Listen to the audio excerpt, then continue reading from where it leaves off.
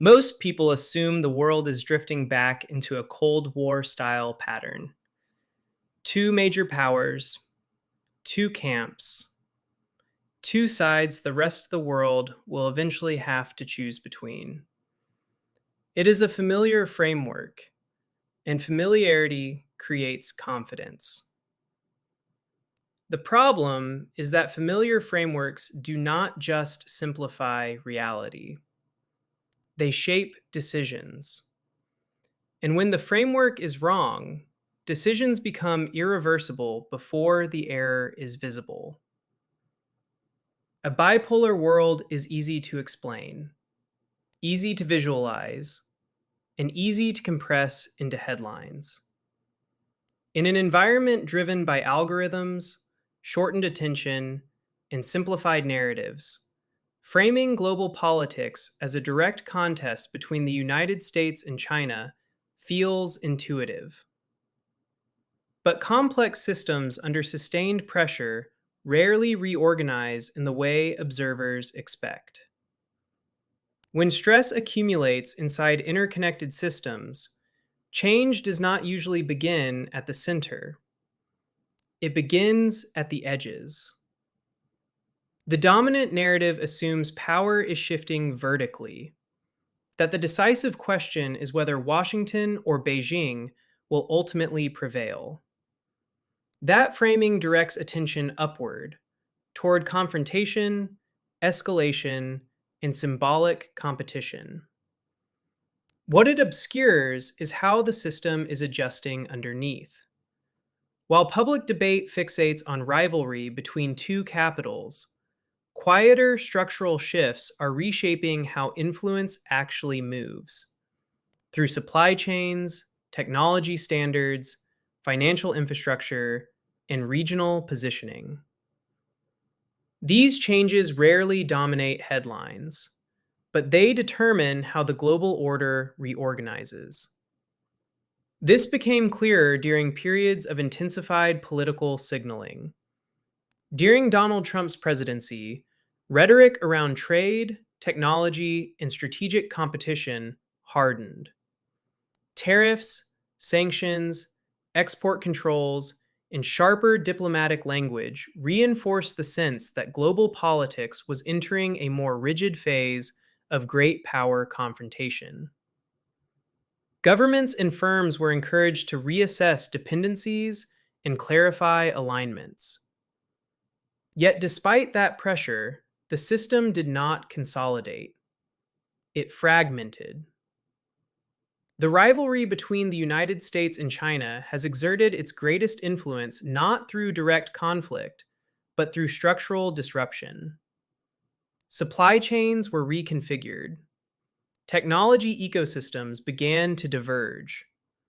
Parallel approaches to data governance, digital infrastructure, and artificial intelligence emerged. This competition is less about territory or ideology. It is about rule setting. When prolonged competition takes hold, efficiency stops being the primary objective. Resilience gains priority. Redundancy becomes valuable. Control increasingly outweighs speed. From a system design perspective, this introduces friction, and friction changes incentives. Every disrupted supply chain creates openings. Every incompatible standard creates intermediaries. Every restriction encourages alternative pathways. Under sustained external pressure, systems adapt laterally rather than collapse. Iran demonstrates this principle in its most constrained form. Decades of sanctions limited access to conventional financial systems, pushing the development of parallel trade mechanisms and informal settlement networks. These structures are inefficient and fragile, but they reveal how systems behave when access is restricted. Under far less extreme conditions, the same logic reshapes the global economy. Not in favor of dominant powers, not in favor of highly dependent peripheral economies, but in favor of middle powers with enough institutional capacity to absorb redirected capital, production, and technology. Their advantage is not ideological leadership, it is positional value. Consider India. As multinational firms sought to reduce concentration risk linked to China, not by exiting, but by diversifying, India became an attractive alternative. It offered scale, institutional depth, and strategic flexibility. But this flexibility is conditional. It depends on sustained external flows, regulatory adaptation, and the ability to convert temporary inflows into lasting capacity. Mexico followed a different path. As trade tensions altered planning assumptions, proximity gained importance alongside cost. Production no longer needed to move across oceans. It needed to move across borders. Mexico transformed geography into leverage, absorbing manufacturing shifts by reducing dependency risk for others. But that leverage is sensitive to political stability, infrastructure limits, and regulatory alignment. Vietnam reflects a similar pattern. It expanded its role in global supply chains without binding alliance commitments, benefiting from diversification pressures while preserving strategic autonomy. Yet autonomy narrows as standards harden. These countries are not unified by ideology. They are unified by behavior. They are not choosing sides. They are choosing leverage, while the system still allows it.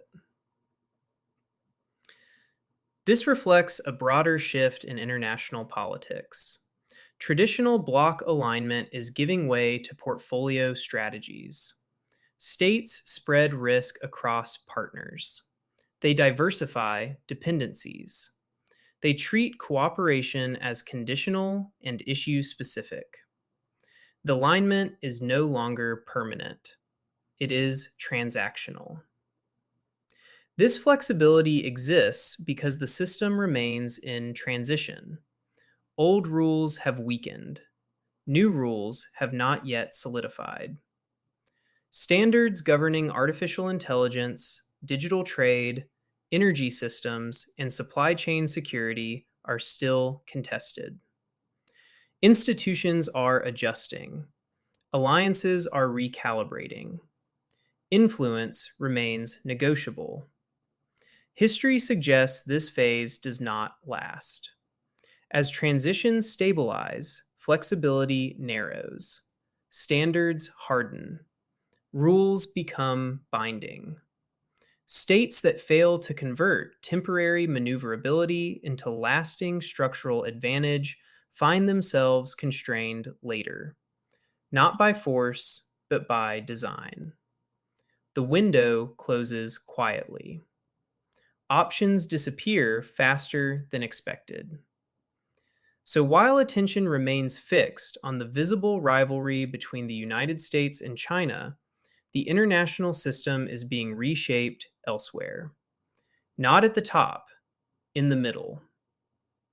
The most consequential question is not which superpower prevails. It is which countries use this period of rivalry to redefine their position before the system settles. Because once rules solidify, flexibility is no longer an asset. It becomes a constraint. And complex systems rarely announce when that transition is complete. They simply stop accommodating alternatives.